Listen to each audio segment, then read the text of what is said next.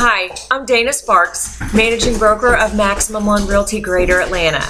And today's contract tip has to do with earnest money and being released from one terminated contract and using it for another contract.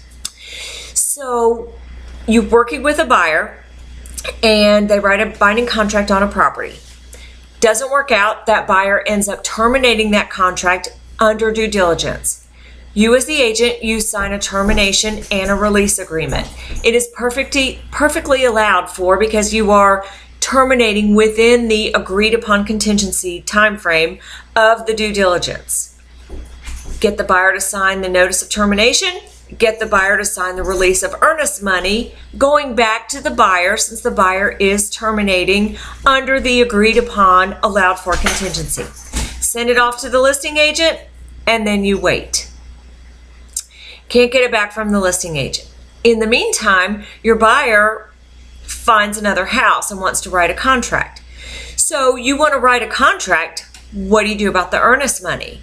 Well, of course, the buyer thinks you're already holding the earnest money from the previous contract that fell through. Be very careful as a buyer's agent how you word the earnest money portion for contract number 2. If you've signed a TNR, but you cannot get the seller's signature on the release portion of the earnest money, even if the buyer terminated under an allowed for agreed upon contingency, that earnest money is not available for that buyer to use at this point on contract number 2.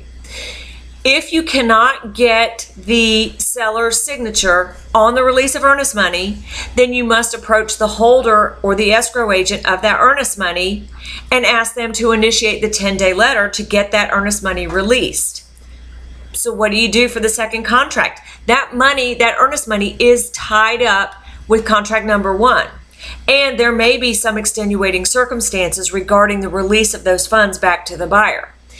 Therefore, for contract number 2, either the buyer has to bring additional earnest money for contract number 2, or the buyer may write an offer on contract number 2, or property number 2, I should say, with $0 earnest money in the deal. Or number 3, you can write the offer on contract for house number 2 with earnest money to be remitted by the buyer at a point later in time.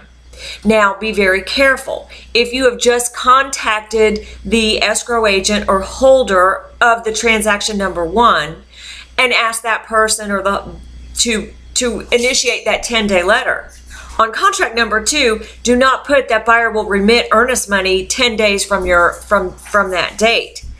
Buyer's not going to have it at that point.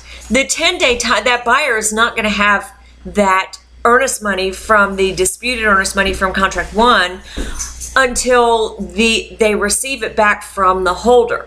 So the holder has to go through the whole contract, determine why it failed to close or why it was terminated, determine if it was terminated by an allowed for contingency or by default, make a decision as to which party gets the earnest money, send out that notice to the buyer and the seller.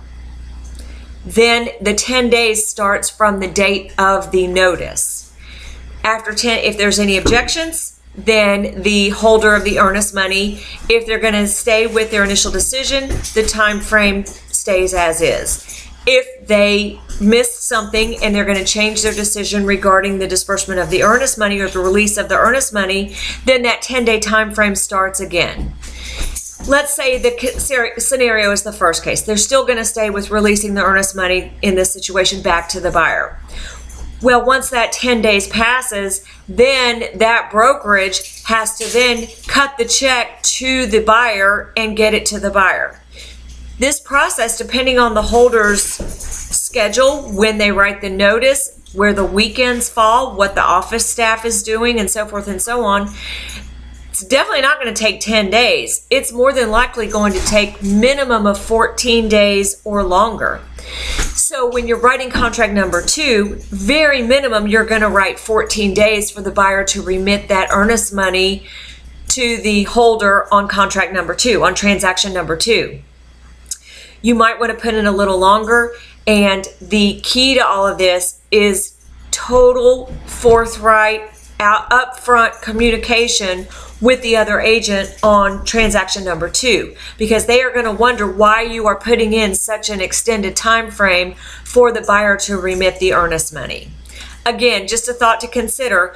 Just because it's been released, just because the buyer terminated transaction 1 under an allowed for contingency, whether that be due diligence, buyer's right to terminate, financing contingency, appraisal contingency, any allowed for contingency, you still need both parties' signatures on, or to signify agreement on the release and disbursement of that earnest money.